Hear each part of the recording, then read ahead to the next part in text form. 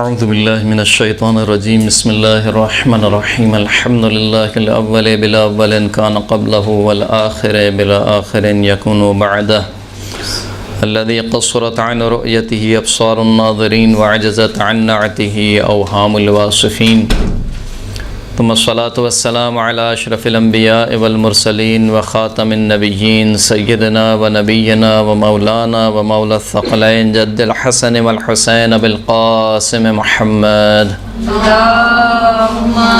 اللهم صل على محمد وآل محمد وعلى آله الطيبين الطاهرين المعصومين الذين أذهب الله عنهم الرجس وطهرهم تطهيرا اللهم صل على محمد وآل محمد واللعنة الدائمة على أعدائهم أجمعين أما بعد فقد قال الله سبحانه وتعالى في كتابه المجيد بسم الله الرحمن الرحيم ان اللہ مع الذین اتقوا والذین هم محسنون صلاۃ پڑھیں محمد و آل محمد اللہم صل علی محمد و آل محمد۔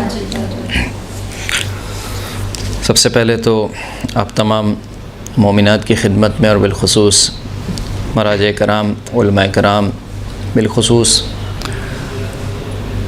امام زمانہ عجل اللہ تعالی فرج و شریف کی خدمت میں تسلیت پیش کرتے ہیں روز وفات محسنہ اسلام جناب خدیجہ الکبریٰ سلام اللہ علیہا کے حوالے سے اللہم صل علی محمد و آل محمد۔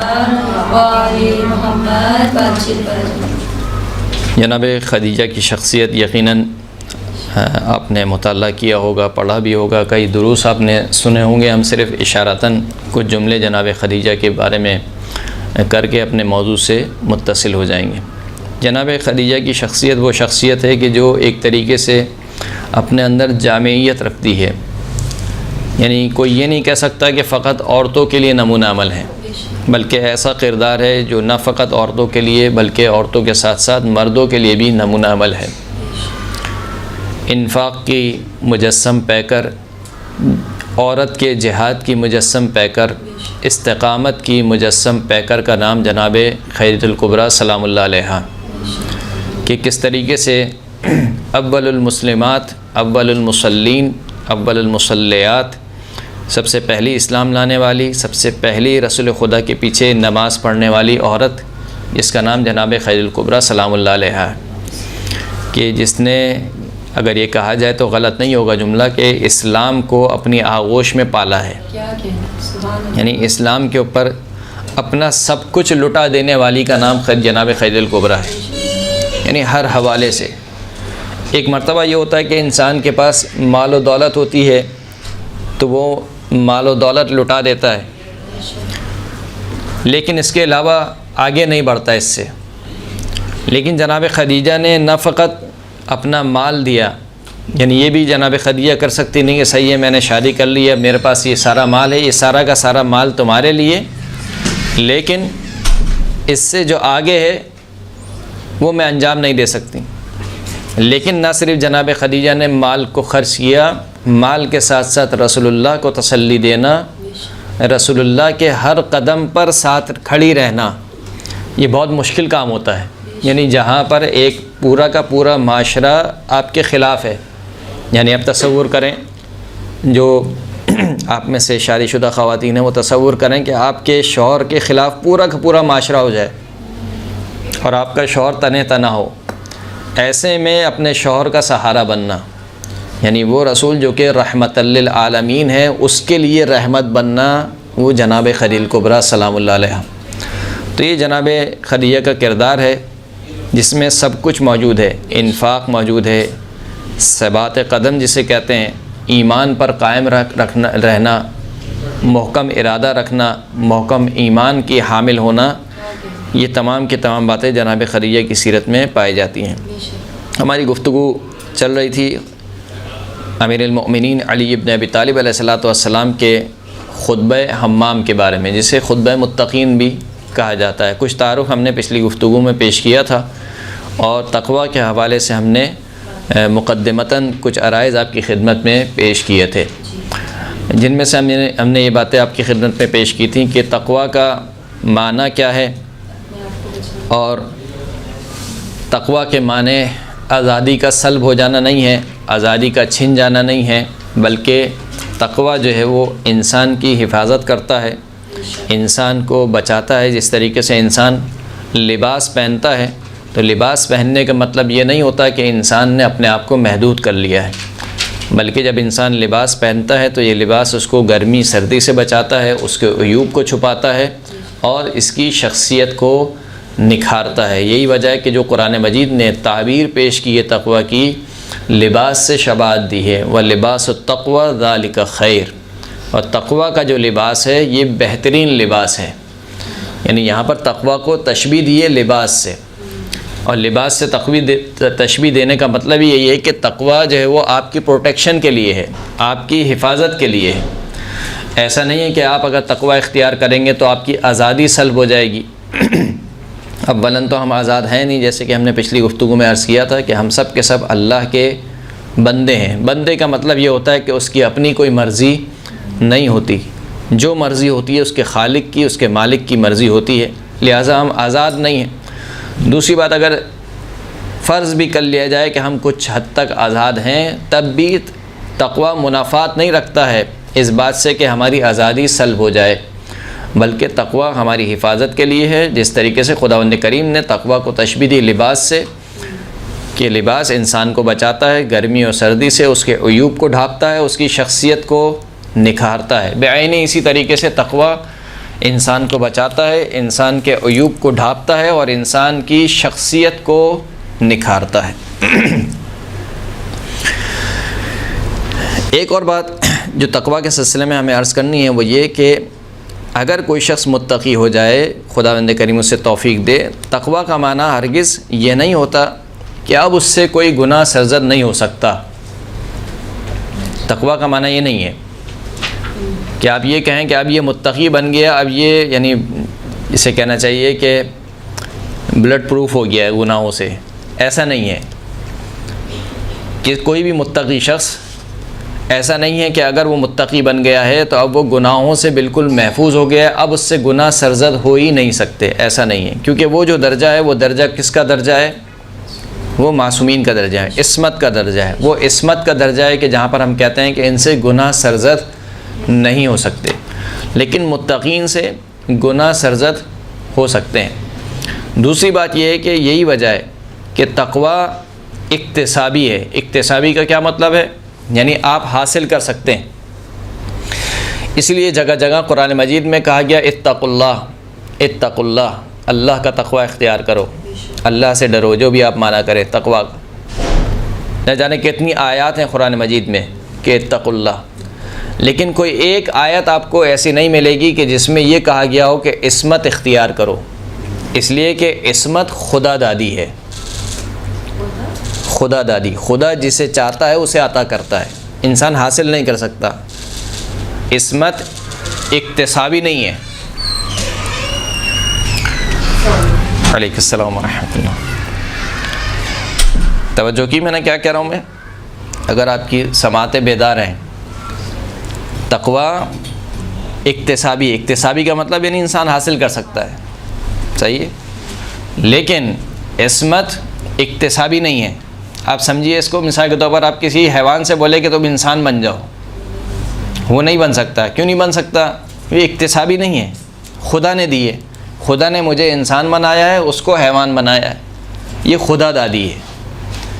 انسان کے چاہنے سے نہ کوئی انسان بن سکتا ہے، نہ کسی کے چاہنے سے کوئی حیوان بن سکتا ہے۔ اگرچہ کے صفات میں بن سکتا ہے کہ انسان اس قدر پست ہو جائے کہ خود خداوند کریم کہے کہ بل ہم اضل اولئک کالانعام بل ہم اضل، یہ تو چار پاؤں کی طرح ہیں بلکہ چار پاؤں سے بھی گرے ہوئے ہیں۔ یہ صفات میں ہے، لیکن جنسی اعتبار سے اگر کوئی وجود حیوان کا وجود ہے، آپ اس سے کہیں کہ تم مثال کے طور پر انسان بن جاؤ، یا کوئی انسان ہے آپ اس سے کہیں کہ تم حیوان بن جاؤ، وہ نہیں کر سکتا۔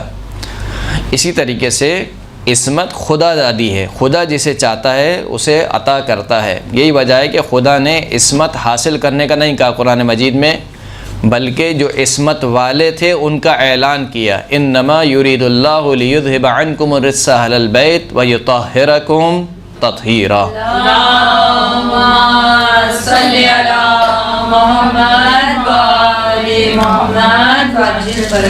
تو یہ ایک فرق ہے. یہ ہم نے کیوں بیان کیا؟ یہ ہم نے اس وجہ سے بیان کیا کہ بسا اوقات انسان مغالطے میں آ جاتا ہے یا کسی خوش فہمی میں مبتلا ہو جاتا ہے کہ شیطان کے پاس جو ہے وہ آپ کو بہکانے کے لیے کئی حربے ہیں، ایک حربہ نہیں ہے.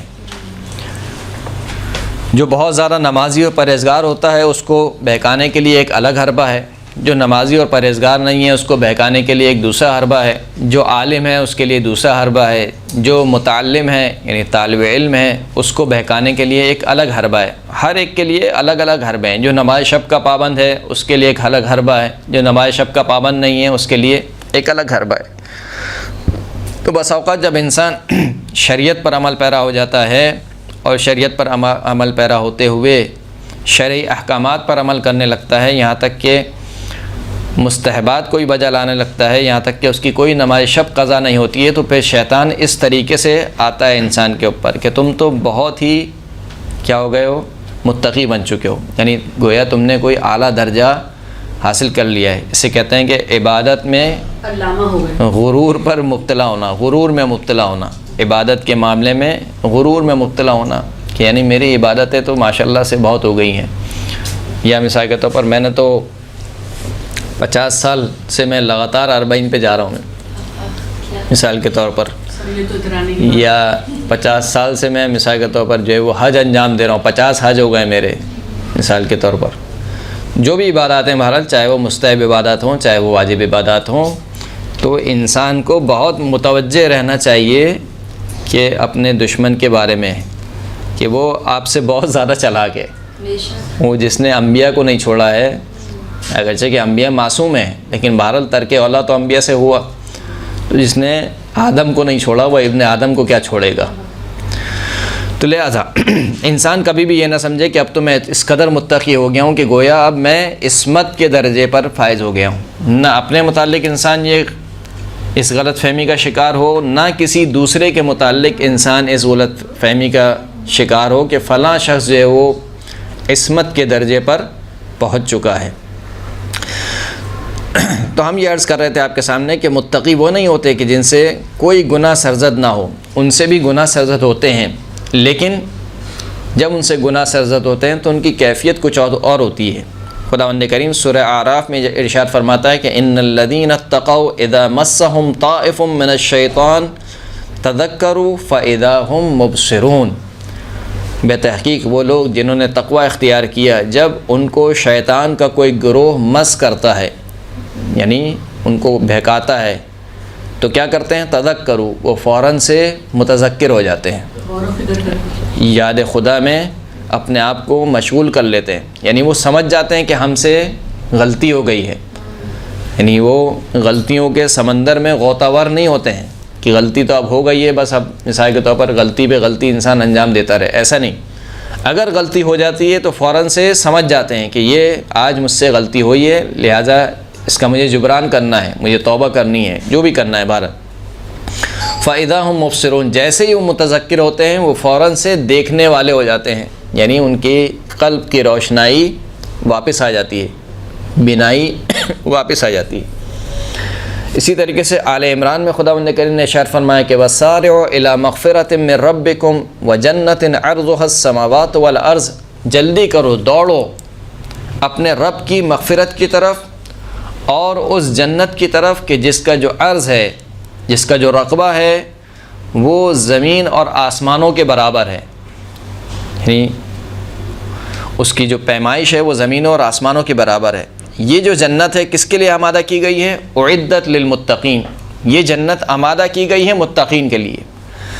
یہ متقین کون ہے؟ اب متقین کی صفات خداوند کریم گنوا رہا ہے. یہ متقین کون ہے؟ الذین ينفقون فی السراء والضراء، یہ متقین وہ ہیں کہ جو خوشحالی میں بھی اور بدحالی میں بھی اللہ کی راہ میں خرچ کرتے ہیں. یعنی فقط ایسا نہیں ہے کہ اگر ان کے پاس مال و دولت ہوتی ہے، ان کی زندگی اچھی گزر رہی ہوتی ہے تو خرچ کرتے ہیں، نہیں، بلکہ جب ان کے اوپر تنگی ہوتی ہے اس وقت بھی اللہ کی راہ میں خرچ کرتے ہیں. ينفقون فی السراء والضراء والکاظمین الغیظ، دوسری نشانی کیا ہے؟ کہ اپنے غصے کو پی جانے والے ہیں. والعافین عن الناس، تیسری نشانی کیا ہے؟ لوگوں سے درگزر کرنے والے ہیں. اگر کسی سے غلطی ہو گئی ہے ان کے حق میں تو بات کو پکڑنے والے نہیں ہیں، بلکہ لوگوں سے کیا کرتے ہیں؟ درگزر کرتے ہیں۔ واللہ یحب المحسنین، اور خداوند کریم نیک کام انجام دینے والوں کو پسند کرتا ہے۔ پھر اس کے بعد خداوند کریم نے فرمایا، دیکھیں اب یہ متقین کی صفات خداوند کریم بیان فرما رہا ہے۔ یہ متقین کون ہیں؟ والذین اذا فعلوا فاحشۃ، یہ وہ لوگ ہیں کہ جب ان سے کوئی آشکار گناہ سرزد ہو جائے، پس متقین سے گناہ سرزد ہو سکتے ہیں۔ یہ متقی وہ ہیں کہ اگر یہ کوئی ایسا کام انجام دے جو انتہائی برا کام ہو، او ظلموا انفسہم، یا اپنے نفسوں پر ظلم کر بیٹھے، یعنی وہی مراد یہی ہے کہ گناہ کر بیٹھے تو کیا کرتے ہیں؟ ذکر اللہ، جیسے ہی گناہ ان سے سرزد ہوتا ہے اللہ کو یاد کرتے ہیں۔ فاستغفروا لذنوبہم، اللہ کو یاد کر کے اپنے گناہوں سے استغفار طلب کرتے ہیں، مغفرت طلب کرتے ہیں۔ ومن یغفر الذنوب الا اللہ، اور کون ہے اللہ کے علاوہ جو گناہوں کو بخشے۔ ولم یصروا علی ما فعلوا وهم یعلمون، اور ان کی خصوصیت کیا ہے کہ جو کام انہوں نے انجام دے لیا ہے، یعنی جو گناہ ان سے سرزد ہو چکا ہے اس پر اصرار نہیں کرتے ہیں، یعنی گناہ کے بعد گناہ انجام دینا، بار بار اس گناہ کو انجام دینا۔ وہم یعلمون، جب کہ وہ جانتے ہوں۔ تو بس ہم جو کہہ رہے تھے اپنے مدعا کے اوپر، ہم جو دلیل پیش کر رہے تھے وہ یہ ہے کہ متقین افراد سے بھی گناہ سرزد ہوتے ہیں، لیکن ان کی نشانی یہ ہوتی ہے کہ ایک تو فوراً سے وہ متذکر ہو جاتے ہیں، خدا کی یاد میں مبتلا ہو جاتے ہیں فوراً سے۔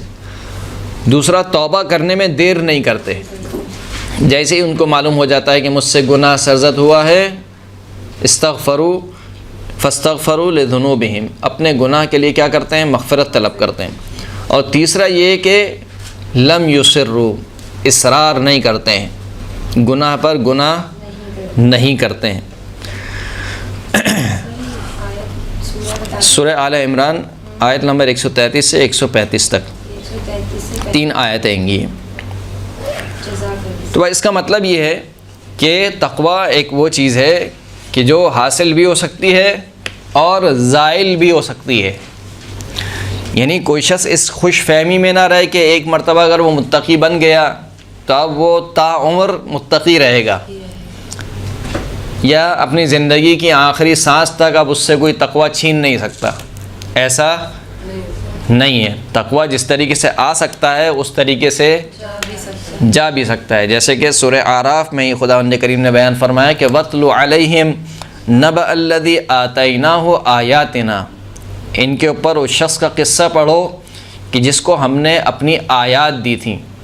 یہاں پر آیات سے مراد کیا ہے؟ یعنی خدا کی جانب سے وہ علم رکھتا تھا، جیسے کہ بعض روایت میں آئے کہ بلعام باعورہ، بلعام ابن باعورہ کا قصہ ہے۔ بلعام ابن باعورہ مستجاب الدعوات، شخص اسم اعظم کا حامل شخص، یعنی ایسا شخص تھا کہ جو دعا کرے تو مستجاب قبول ہوتی تھی، اسم اعظم کا حامل شخص تھا۔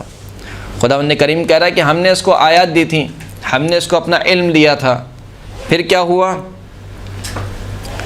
فانسلخ منہا، اس نے یکسرے اپنے آپ کو ان آیات سے خارج کر لیا۔ یکسرے یعنی خود خارج ہو گیا، خدا نے نہیں کیا، خود کے اعمال ایسے سبب بنے کہ وہ ان آیات سے خارج ہو گیا۔ فَأَتْبَعَهُ الشَّيْطَانُ، جب اس نے خود پہلے اپنے آپ کو آیات سے خارج کیا تو پھر اس کے پیچھے شیطان پڑ گیا۔ یعنی اس کا مطلب یہ ہے کہ شیطان کسی کو انگلی پکڑ کے گناہ نہیں کرواتا ہے، شیطان کا کام کیا ہے؟ یوسوس فی صدور الناس، لوگوں کے دلوں میں وسوسہ ڈالنا۔ وہ کبھی بھی آپ کو مجبور نہیں کرتا ہے، جیسے آیات سے خارج ہونے کا کیا مطلب ہے؟ آئے گا بھی آئے گا، یعنی اس نے اپنے آپ کو عاری کر لیا خدا کے علم سے، اپنے آپ کو بجائے اس کے کہ خدا کے دیے ہوئے علم پر عمل انجام دیتا، اپنے علم سے، خدا کے دیے ہوئے علم سے عاری کر لیا اپنے آپ کو۔ فاطمہ اور شیطان، تو بس اس کے بعد اس کے پیچھے شیطان پڑ گیا، یعنی انسان پہلے خود جاتا ہے برائی کی طرف، پھر اس کے پیچھے شیطان پڑتا ہے۔ فکانہ من الغامین، تو یہ شخص کس میں سے ہو گیا؟ خسارہ اٹھانے والوں میں سے ہو گیا۔ یعنی آپ سوچیں کہ جس کو اللہ کی آیات دی گئی ہوں، خدا کہہ رہا ہے کہ ہم نے اس کو اپنی آیات دی تھی، اس کا انجام کیا ہوا؟ من الغابین، کیا ہو گیا؟ من الغابین، خسارہ اٹھانے والوں میں سے ہو گیا، عاقبت خراب ہو گئی۔ یہ ہوا کیوں؟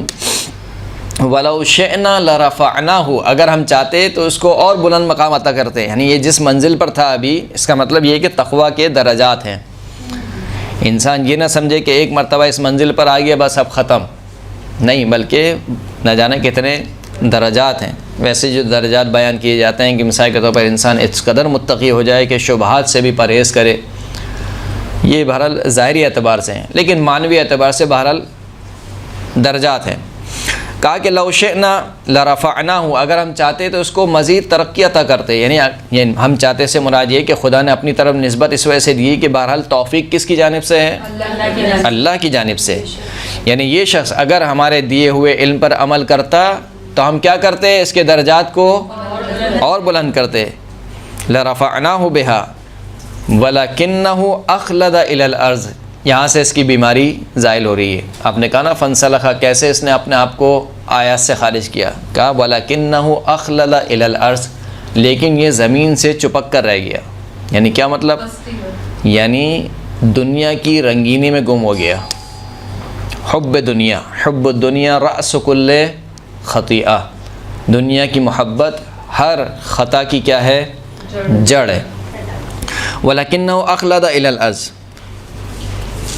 دوسری بیماری کیا تھی؟ وَاتَّبَعَ هَوَاهُ، اور اس نے اپنی ہوائے نفس کی پیروی کی، یعنی اپنے نفس کی خواہشات کو پورا کرنے میں لگ گیا، دنیا کی رنگینی میں مصروف ہو گیا۔ فَمَثَلُهُ كَمَثَلِ الْكَلْبِ، اس کی مثال کتے کی مثال کی طرح ہے۔ ان تحمل علیہ یلحظ، اگر آپ کتے پر حملہ کریں تب بھی اس کی زبان باہر رہتی ہے۔ او تترکہ یلحظ، اگر آپ اس کو چھوڑ دیں اس کے حال پر تب بھی اس کی زبان کیا رہتی ہے؟ باہر رہتی ہے۔ یہ جو مثال دی ہے خداوند کریم نے کتے کی مثال، یہ کیوں دی ہے؟ کیونکہ کتے کی فطرت ہے، اس کی زبان منہ کے باہر رہتی ہے، سانس لینے کی وجہ سے جو بھی بہرحال خدا نے اس کی فطرت میں ایسا رکھا ہے کہ اس کی زبان کیا رہتی ہے؟ باہر رہتی ہے۔ تو گویا خداوند کریم بیان یہ فرمانا چاہ رہا ہے کہ یہ اس نے اس قدر دنیا کی رنگینی میں گم ہو گیا اور اس قدر اس نے خواہش نفس کی پیروی شروع کی کہ گویا یہ صفت اس کی فطرت کا حصہ بن گئی، خواہش نفس کی پیروی کرنا۔ پھر خدا فرماتا ہے کہ ذالک مثل القوم الذین کذبوا بآیاتنا، یہ مثال ہے اس قوم کی کہ جنہوں نے ہماری آیات کی تکذیب کی، ہماری آیات کو جھٹلایا۔ تو بس تقویٰ ایک تو اکتسابی ہے، انسان حاصل کر سکتا ہے، حاصل ہونے کا مطلب یہ نہیں ہے کہ اب جائے گا نہیں، جس طریقے سے حاصل ہو سکتا ہے اس طریقے سے جا بھی سکتا ہے، ضائع بھی ہو سکتا ہے، درست ہے۔ اسی لیے مولا کائنات امیر المؤمنین علی ابن ابی طالب علیہ الصلوۃ والسلام فرماتے ہیں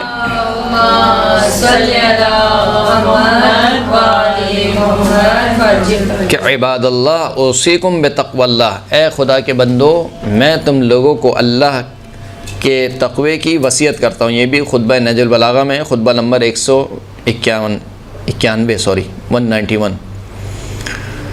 عباد اللہ اوصیکم بتقوی اللہ، اے اللہ کے بندو میں تمہیں وصیت کرتا ہوں اللہ کے تقوی کی، فإنہا حق اللہ علیکم، کیونکہ یہ خدا کا حق ہے تمہارے اوپر۔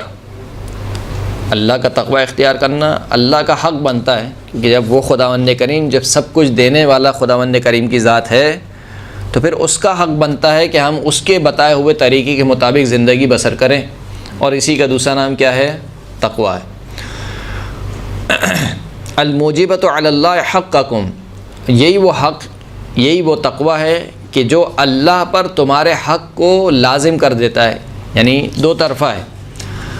تم پر اللہ کا حق یہ ہے کہ تم تقوی اختیار کرو، جب تم تقوی اختیار کر لیتے ہو تو پھر تمہارا حق بن جاتا ہے اللہ کے اوپر، یعنی جو خداوند کریم نے وعدہ دیا ہے کہ میں تمہیں جنت دوں گا، جنت کے نیچے نہریں بہہ رہی ہوں گی، فنا فنا جتنے بھی وعدے دیے ہیں وہ سارے کے سارے وعدے کب خدا پر لازم ہو جاتے ہیں؟ جب انسان تقوی اختیار کرتا ہے۔ وَإِن تَسْتَعِينُ عَلَيْهَا بِاللَّهِ تَسْتَعِينُ بِهَا عَلَى اللَّهِ، اگر تم تقوی پر مدد طلب کرو اللہ کے ذریعے، یعنی خداوند کریم سے توفیق طلب کو، پروردگار میں تیری بارگاہ میں آنا چاہتا ہوں، میں تیرے بتائے ہوئے طریقے کے مطابق زندگی بسر کرنا چاہتا ہوں، تو میری مدد فرما۔ یعنی تقویٰ کے معاملے میں اللہ سے مدد طلب کرو۔ اگر تم نے تقویٰ پر اللہ سے مدد طلب کی، تستعین بہا علی اللہ، تو پس تم اس تقویٰ کے ذریعے سے مدد طلب کرو گے اللہ پر۔ یعنی دو طرفہ ٹریفک ہے، تمہیں تقویٰ کی حفاظت کرنی ہے، تقویٰ تمہاری حفاظت کرے گا۔ یعنی دونوں طرف سے تقویٰ آپ کی حفاظت کرے گا، بشرطے کہ آپ تقویٰ کی حفاظت کریں۔ اگر آپ نے تقویٰ کی حفاظت نہیں کی، جو آیا ہوا تقویٰ تھا وہ زائل ہو گیا اس شخص کی طرح، بلعم باعور کی طرح، تو آپ کا انجام کیا ہوگا؟ عاقبت بخیر نہیں ہوگی۔ جب تقویٰ آ گیا ہے تو تقویٰ کی حفاظت کس کا کام ہے؟ آپ کا کام ہے۔ یہ لباس میں نے پہنا ہوا ہے، اس لباس کا کام ہے میری حفاظت کرنا، لیکن اس لباس کو بچانا میرا کام ہے کہ میں اس کو گندگی سے بچاؤں۔ میں کسی ایسی جگہ نہ بیٹھوں کہ جہاں پر میرا لباس گندا ہو جائے، کسی ایسی جگہ نہ بیٹھوں کہ جہاں سے میرا لباس پارا ہو جائے۔ یہ کس کا کام ہے؟ یہ میرا کام ہے۔ لباس کا کام ہے کہ وہ مجھے بچائے گا، میرے عیب کو چھپائے گا، یہ سردی گرمی سے بچائے گا، یہ لباس کا کام ہے۔ لیکن خود لباس کو بچانا کس کا کام ہے؟ انسان کا کام ہے۔ بعینی اسی طریقے سے تقویٰ کا کام ہے آپ کو بچانا، لیکن آپ کا کام ہے تقویٰ کو بچا کے رکھنا۔ تقویٰ بچے گا کیسے؟ وہ تو سب کام ہی اللہ کی توفیق سے ہے۔ گناہوں سے بچ کے تو تقویٰ حاصل ہو گیا۔ ایک مرتبہ انسان متقی بن گیا، پہلے نمازیں نہیں پڑھتا تھا مثال کے طور پر، اب نماز پڑھتا ہے، روزے رکھتا ہے، سب کچھ کرتا ہے۔ اب جو وہ اب ایک مرتبہ انسان متقی بن گیا، اسے کہنا چاہیے کہ مسلمان بن گیا۔ اب اس مسلمانی کو بچا کے کیسے رکھے، اس تقویٰ کو بچا کے کیسے رکھے؟ واجبات کو ادا کرے ٹائم سے، وہ تو صحیح ہے، تقوی پر عمل کرے، وہ صحیح ہے، عمل کرے گا، لیکن جو سب سے بڑی بات ہے اپنا محاسبہ کرے، ہر روز اپنا کیا کرے؟ محاسبہ کرے۔ جیسے کہ کتاب کافی، اصول کافی کی حدیث ہے، ساتویں امام موسیٰ کاظم علیہ الصلوۃ والسلام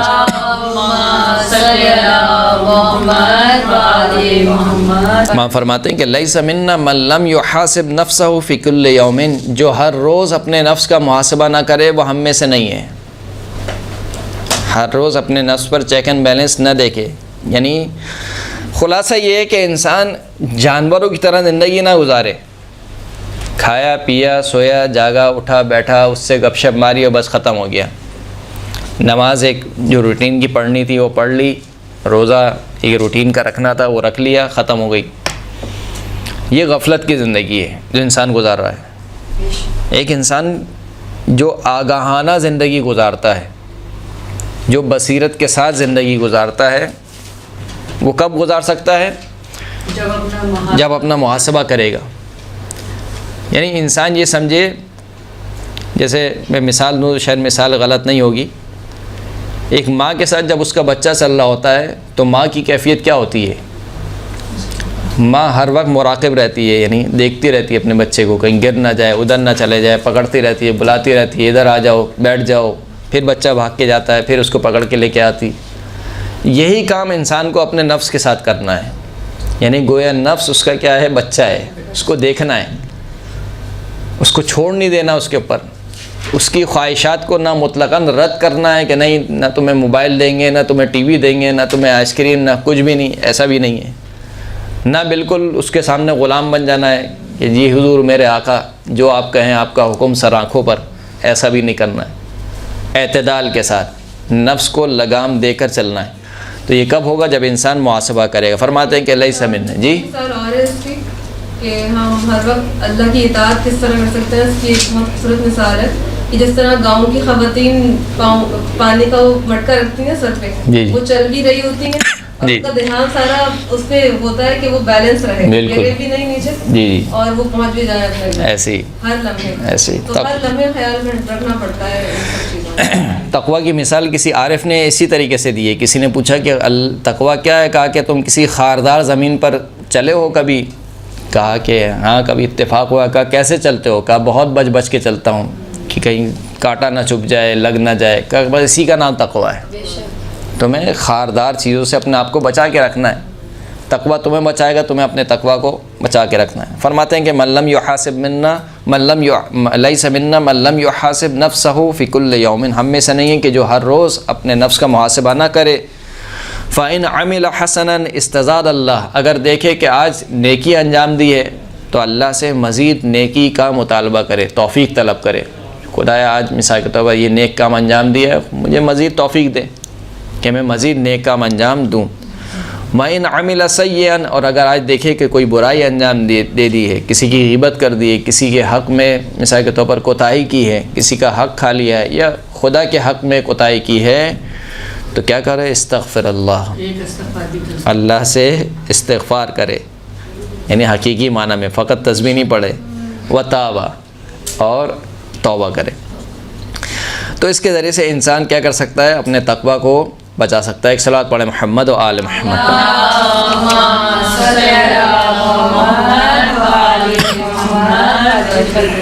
ایک آپ کا جو واقعہ بتایا تھا، جی جی، یہ مل جائے گا یا آیت نمبر ہے؟ وہ شخص کا قصہ تھا جو جی جی، سورہ اعراف آیت نمبر 175 176۔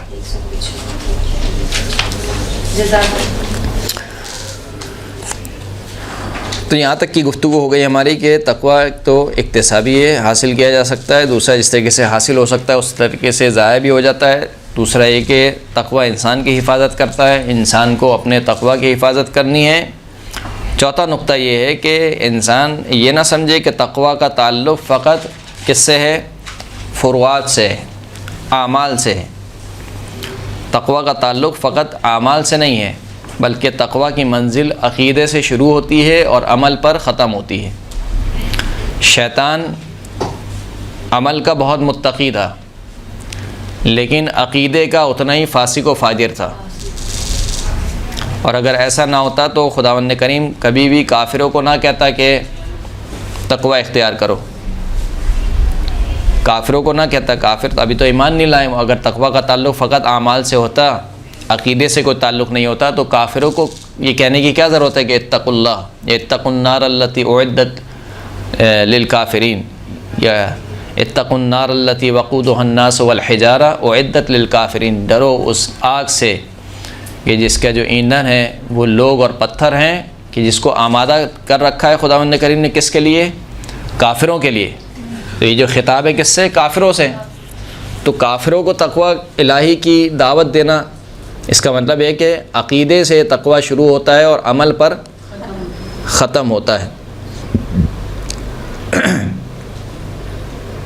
کچھ اور آیت میں نے آپ کی خدمت میں آمادہ کر رکھی تھی، اگر میں چاہوں تو اس کو پڑھنا چاہوں تو ایک صلوات پڑھیں محمد و آل محمد۔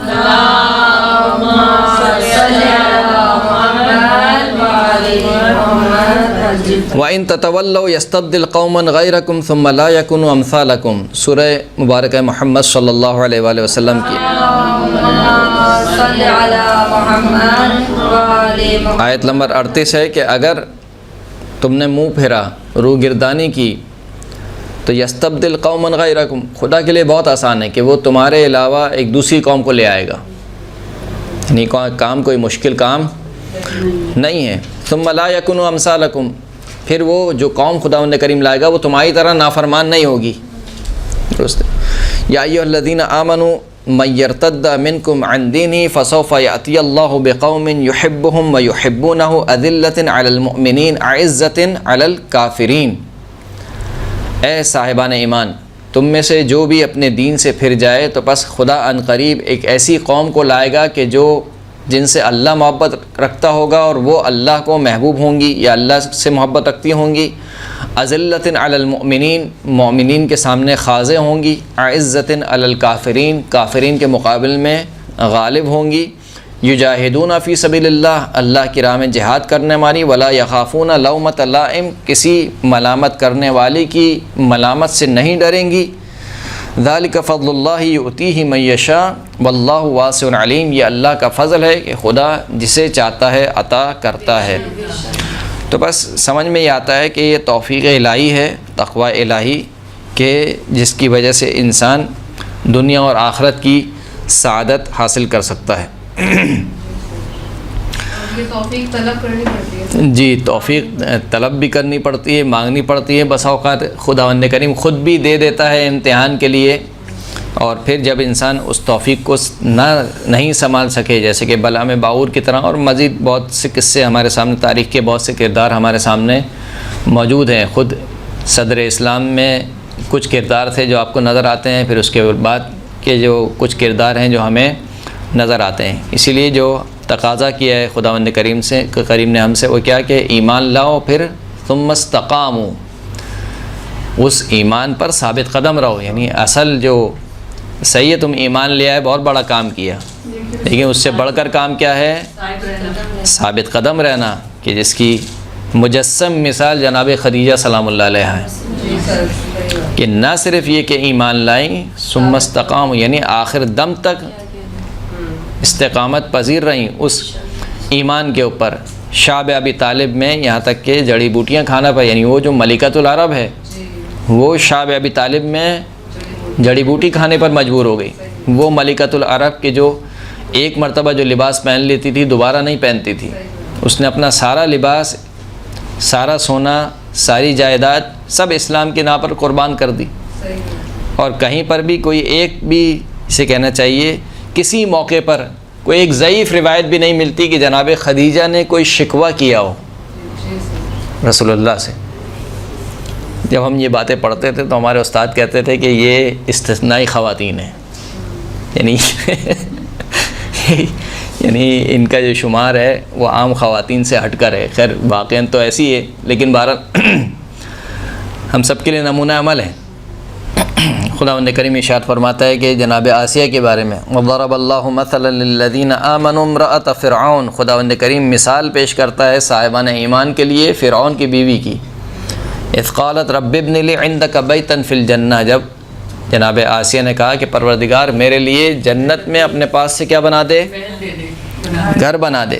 وہ جو دنیاوی اعتبار سے بادشاہ کی بیوی ہیں، وہ بادشاہ بھی کیسا بادشاہ جو انا ربکم الاعلیٰ کا دعویٰ کر رہا ہے، تو ان کا رہن سہن کیسا ہوتا ہوگا.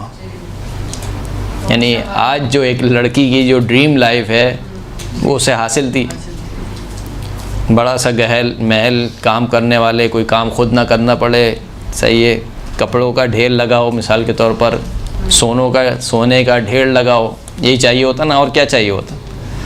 سب کچھ ہونے کے باوجود جناب آسیہ نے کہا کہ نہیں، یہ فرعون کا گھر نہیں چاہیے.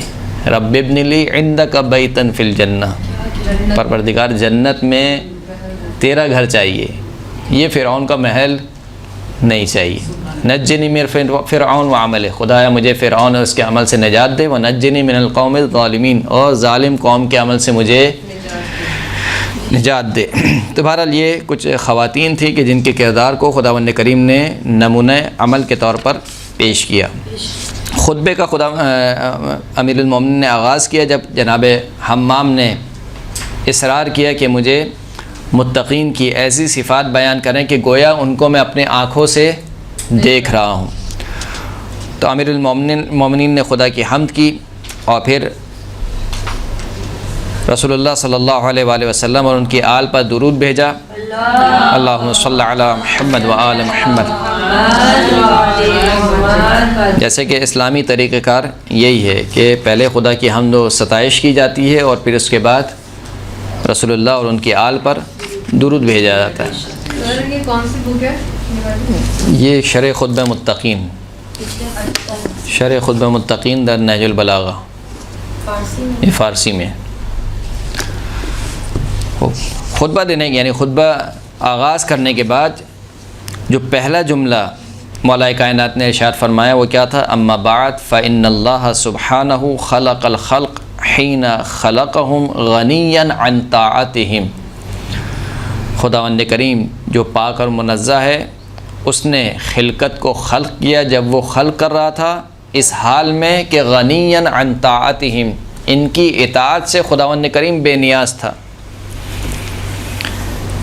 خداوند کریم کو کسی کے سجدے کی ضرورت نہیں تھی، نہ کسی کے رکوع کی، نہ کسی کے قیام کی، نہ کسی کے نماز کی، نہ کسی کے صوم و صلات کی، کسی کی ضرورت نہیں ہے.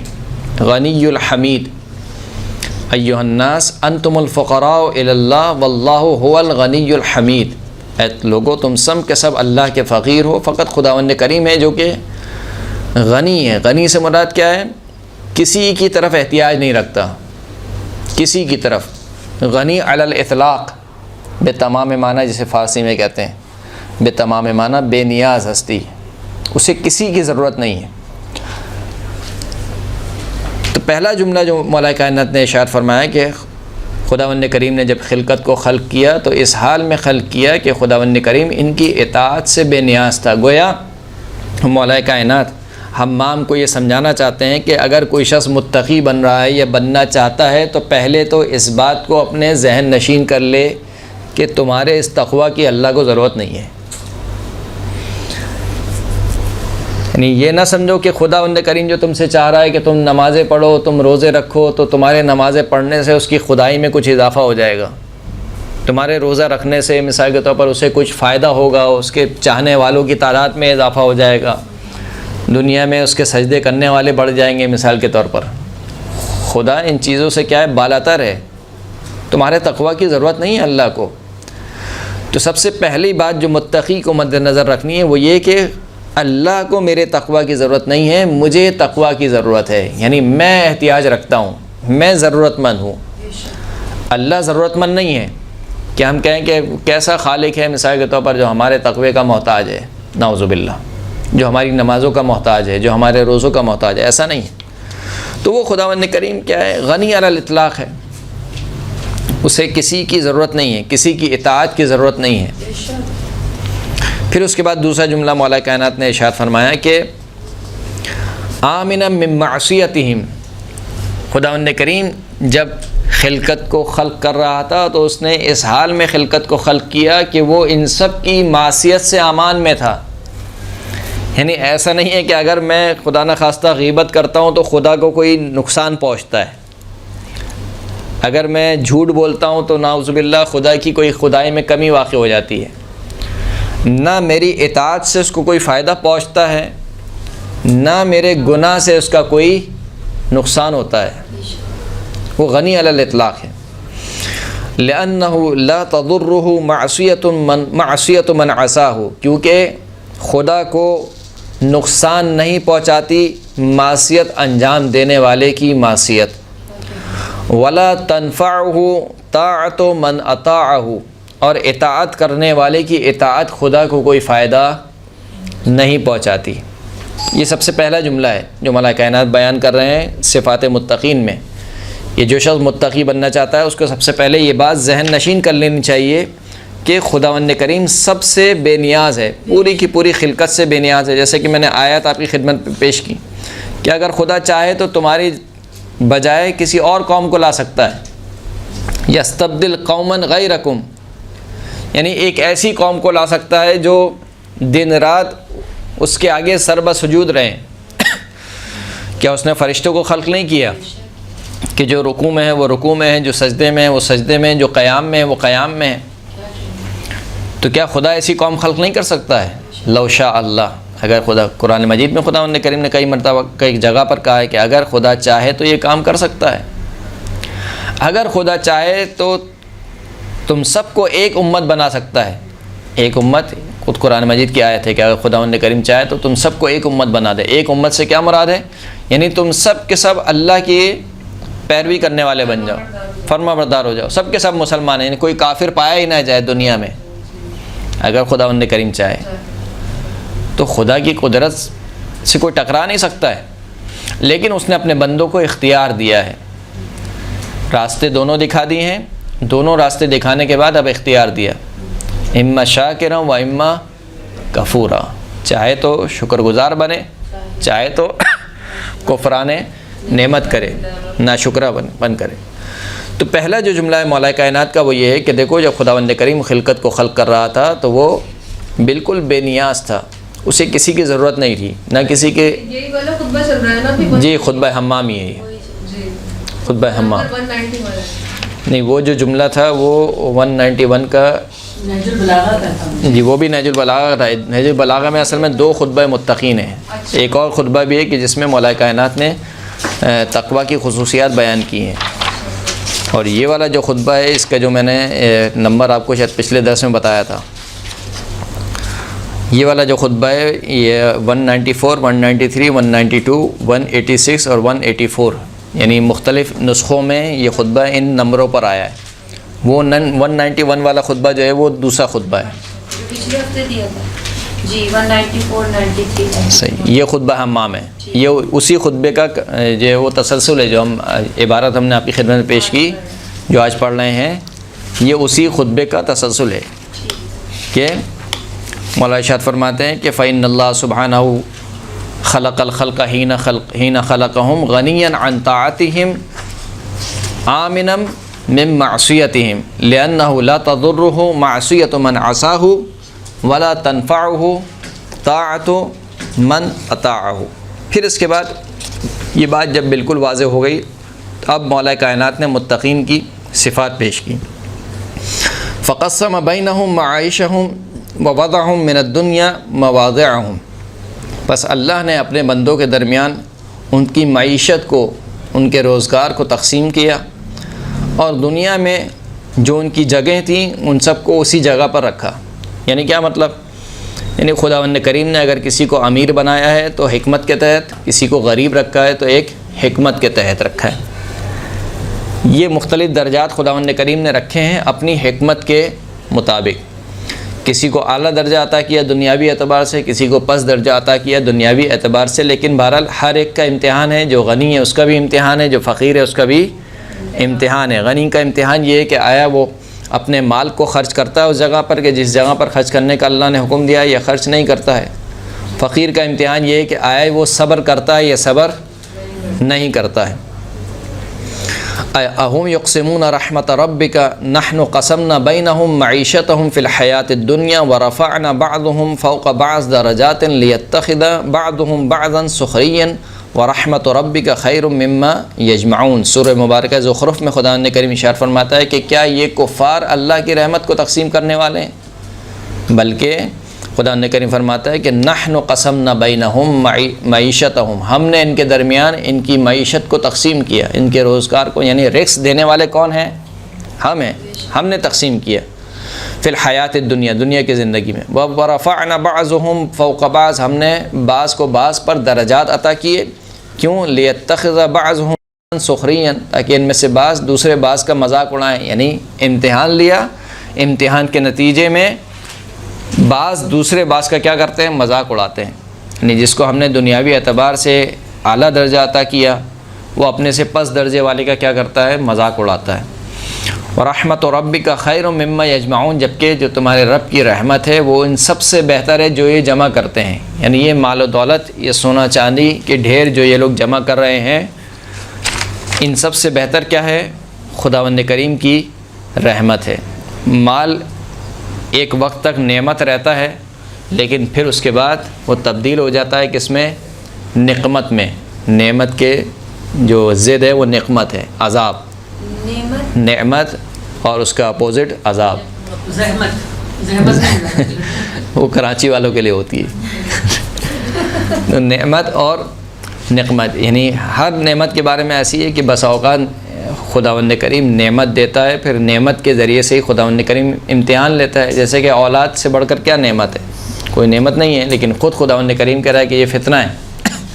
فتنہ سے مراد وہ اردو والا فتنہ نہیں، عربی والا فتنہ، یعنی آزمائش ہے، یہ امتحان ہے. یہ انما المال والبنون، یہ جو مال ہے اور یہ جو بیٹے ہیں یہ سب کیا ہے؟ آزمائش کا اور امتحان کا ذریعہ ہیں. خداوند کریم سے دعا ہے کہ ہمیں اس آزمائش میں کامیابی کے ساتھ گزرنے کی توفیق عطا فرمائے. وآخر الدعوانا ان الحمد للہ رب العالمین.